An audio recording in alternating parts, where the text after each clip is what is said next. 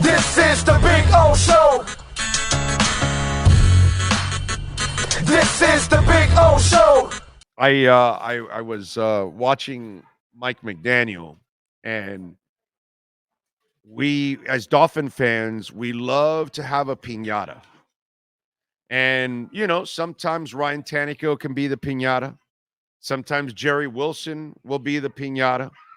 Tua Tagovailoa has been the piñata. You know what I'm saying? Austin Jackson has been the piñata, right? I mean, Connor Williams has been a piñata at times. It's kind of a rite of passage. It happens to some players, whether they like it or not, and then they've got to try to, shed that label and all that kind of stuff. And the guy that I think is going to actually prove a lot of people wrong, and I think it's because, again, I go back to when I opened the show and I talk about the 24 years and the suffering and all that. You guys don't, a lot of you, most of you, don't allow yourselves to actually be a little bit more open-minded. And so on the chat board, the hot running topic was Liam Eichenberg. I don't trust him, this and that. And I got to tell you something. I'll tell you, if Liam Eichenberg doesn't have any bad luck with injuries this year, you can mark this down. He will be your starting right guard, and he will have one hell of a season for the team. I think he's going to be a really good player overall. I think he's going to do a lot of the things that Austin Jackson did. Okay? And these guys know offensive linemen. They know how to develop them. They have stuck by this guy. He got better last year, and he still played through a bunch of injuries. And he was playing on one leg the last month of the season. It was hard for him to even fill in doing what he's going to do.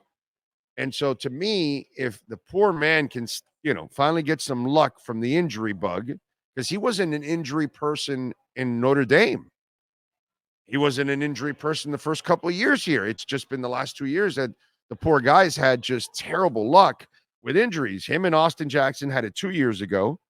And then last year, Austin finally had, Austin again wasn't an injury prone guy, but last year 2 years ago, he had that bad year. And then last year he finally had, got back on track like he's always been, and he took off. That's the only thing that's stopping Liam Eichenberg from being a good player for this team. And he's going to go back to a more natural position at guard for him. Okay. Now, and he knows now what he didn't know then. And then here's the other thing. He didn't have coaching the first 2 years, didn't have a real foundation. Now he has the real foundation to get better, right? And he has. And then he also has the right scheme to help him out in the process. He's got the experience because now he's played tackle, he's played guard, he's played center, he's played multiple guard positions. So he has all that experience now. Now you get to have him settle in at right guard. Now he knows that he's really not going to move around unless something happens to Aaron Brewer and he becomes the backup center. He takes over as the backup center. That's about it. But outside of that, he's going to have the opportunity that he did not have any other time. He's going to get to settle in on one position. It's going to be his position. He has experience playing that position. And all he needs, and by the way, now he will have a competent right tackle next to him and an experienced center next to him. So he's now going to have some of the things he didn't have in his early years at times. And then hopefully if he can just stay away from the injuries, because the poor guy has had some bad luck the last 2 years.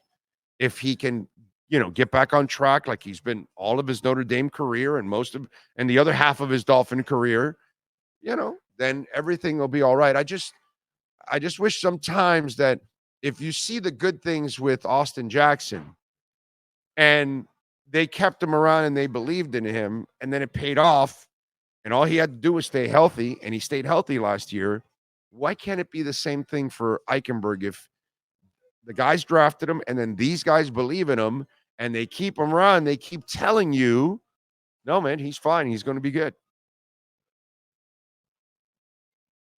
So I'm just saying, I think with Liam Eichenberg, you got to take a step back and give the man an opportunity here to, kind of overcome some of this stuff.